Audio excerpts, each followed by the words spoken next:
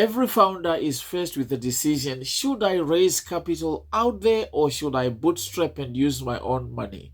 Now, today in this video, I want to talk about the pros and cons of each side, whether you should bootstrap or whether you should raise capital. Let's dive in. If you don't know me by now, for introductions, my name is Prince Chiramba. If you are looking for ways or if you are in the process of raising capital, you are in the right place. Now, let's talk bootstrapping versus raising capital out there. Let's start with bootstrapping. What is bootstrapping? Bootstrapping is when you are using your own money to fund your business. This can be your own personal savings. This can be money that you have earned somewhere, somehow. And this can be money that you borrow from close friends and family. And oftentimes you don't have to pay back the money. So that is bootstrapping. Let's talk about the pros or the advantages of bootstrapping. You find that if you are bootstrapping, oftentimes you don't have to report to anyone. You are in control of your business. You don't sell any equity of your business, which means everything that is in the business is 100% yours, versus if you're raising capital elsewhere. You realize that you learn discipline so quickly in terms of your finances and being responsible and everything. And the other thing is you become very creative.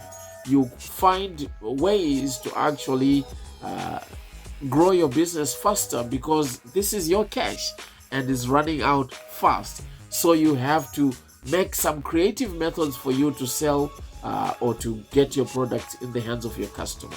Now, what are the cons? Cons are simple and clear. When you are bootstrapping, you realize that you are at risk of losing your own money. That means if you throw your money in the business and the business doesn't do well, I'm sorry, you are going to be homeless if you have sold your home. I'm sorry, you are going to be walking if you have sold your car. I'm sorry, you are not going to have any emergency fund if you have used your emergency fund. So that is bootstrapping. You risk losing your own money. And the second thing is you quickly realize that if you are bootstrapping, you grow slow. Growth is very slow because you've got limited resources, so you cannot really take your products to the level where you want to take them. You cannot do things that you should be doing versus when you have got a large pool of capital that you've raised out there. The third, when you are bootstrapping, you also realize that you cannot hire the best talent. It's tough to hire the right people that can take your business to the next level because you are cash strapped. You don't have enough cash to hire the best talent. Best talent always need huge salaries for you to pay them. So in most cases, if you are bootstrapping, you won't have those. So those are some of the cons of bootstrapping. Now let's talk about raising capital.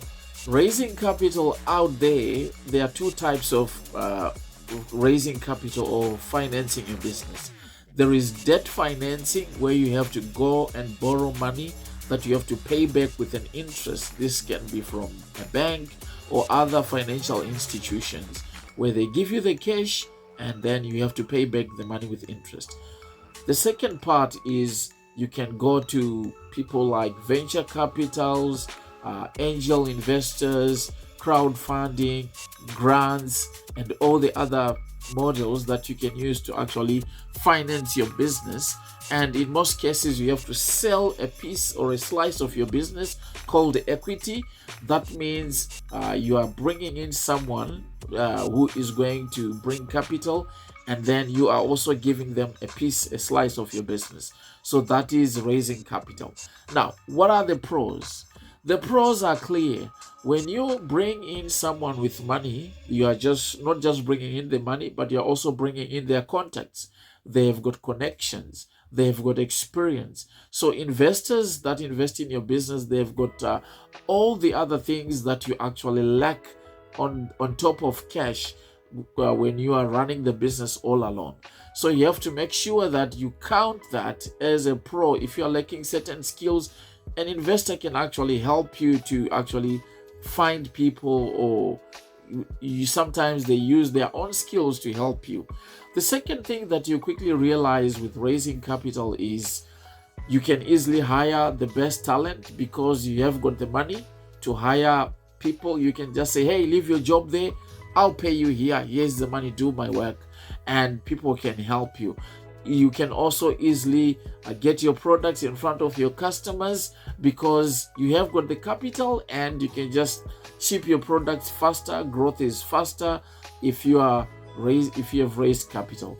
And the other thing is, you quickly realize that it's so easy to actually do whatever you want when you have raised capital.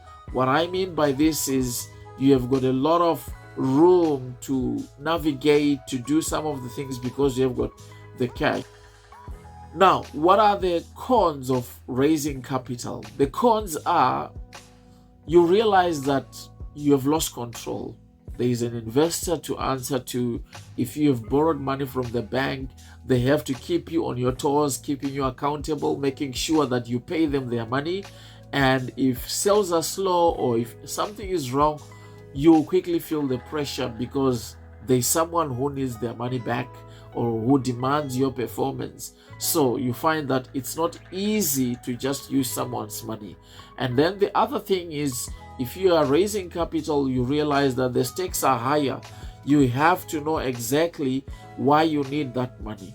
There is no one who is just going to throw money at you. That means your level of skills, your level of discipline, your level of everything is much higher. You are playing at a higher level if you are raising funds, because a lot of people involved, a lot of decisions that needs to be made. So that's the other con. The other thing is you lose a lot of control, as I alluded earlier. If you are using someone's money, you find that there's no freedom to actually do whatever you want with money because, hey, why are you doing that with our own money? Investors will call you and get a grip on you. So those are the pros and cons of raising capital versus bootstrapping. Now, let's talk about which one is better. The truth of the matter is, when you're raising capital, you can actually scale your business a lot better. Why? Because you now have the cash, the freedom, all the pros that we talked about. But it's suitable for a specific type of a business or for a specific type of a founder. If you're somebody who wants to scale your business, you want to grow, and you probably want to sell your business to some other company or to be acquired, then raising capital is actually good.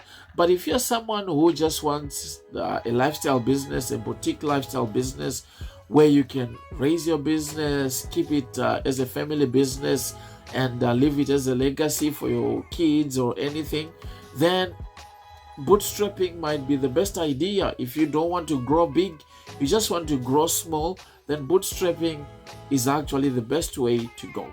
But on raising, don't just raise for the sake of raising.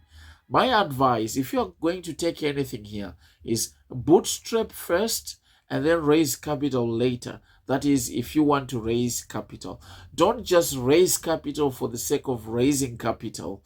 It will actually not be beneficial to you. You have to raise capital when you need the capital. So bootstrap first to have traction, and when you have traction, go knock on the doors of investors and then fund your business. So are you going to raise capital out there, or you're going to bootstrap? Please let me know in the comments below. If I have left anything, or if you want to add something from what I've said, please drop it in the comments below. Also, I've prepared a checklist. This is very important. I've prepared a checklist for you to raise capital. If you want to raise capital from an investor out there, I've prepared a checklist for you to actually do all the things and that needs to be done before you actually go and raise capital. So check it out. It's in the link below. Check it out, and it's available for you for free. And then also, if you want to say anything, check me out on LinkedIn. Yes, I'm available on LinkedIn, and that's where I post regularly and nearly every day. So check me out also on LinkedIn. I'll be happy to connect with you if you're a LinkedIn fan. Other than that, see you in the next video. Cheers.